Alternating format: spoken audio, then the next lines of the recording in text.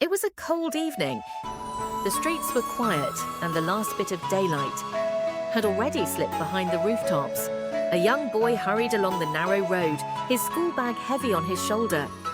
The sound of his own footsteps echoed against the walls until he realized there was another set of footsteps behind him. Slow, steady, click-clack, click-clack. He turned his head and there she was. A woman, tall with long black hair. She wore a beige coat and across her face a white surgical mask. In Japan, that was nothing unusual. People wore masks when sick or to keep warm. But something about her felt wrong.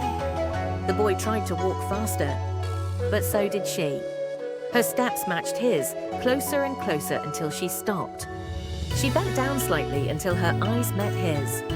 And in a soft, almost gentle voice, she asked, "Am I beautiful?" The boy froze. Her eyes glimmered strangely in the dim light. He nodded quickly, hoping to be polite. The woman's hand rose and slowly she pulled down the mask.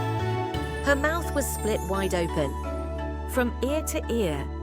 Red, raw, teeth glistening in the dark.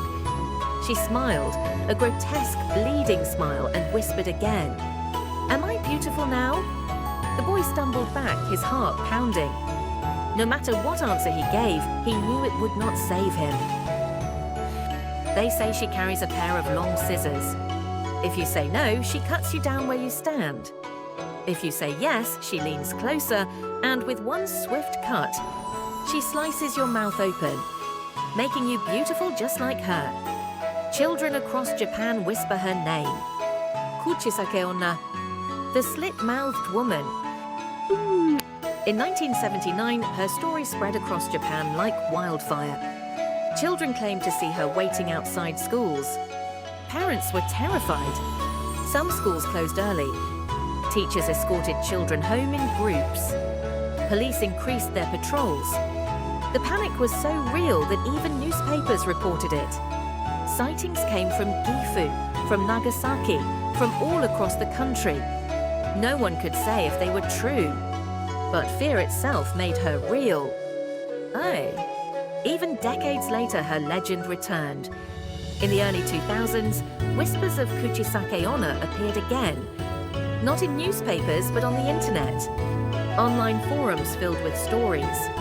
She chased my friend near the train station. My cousin swears he saw her standing under a streetlight. In South Korea, a similar tale began to spread about a red-masked woman who haunted the streets. It seemed that the slit-mouthed woman had crossed borders, finding new places to hunt. Aye. But children also told each other secret ways to survive. Some said, answer with "you're average." Not yes, not no, just enough to confuse her. Others said, throw candy or coins. She will stop to pick them up. And one strange version claimed, she fears the smell of pomade, an old-fashioned hair gel. These tricks were shared in whispers, like magic spells against the dark. Perhaps they never worked, but they gave children courage as they walked home through the quiet streets. Oh, what? Why does this story endure? Maybe because it is simple and terrifying. A stranger, a question, a trap. It reflects our fear of strangers in the city. It reflects our fear of judgment. That beauty, once lost, becomes a curse. And it reflects our fear that violence always waits just around the corner.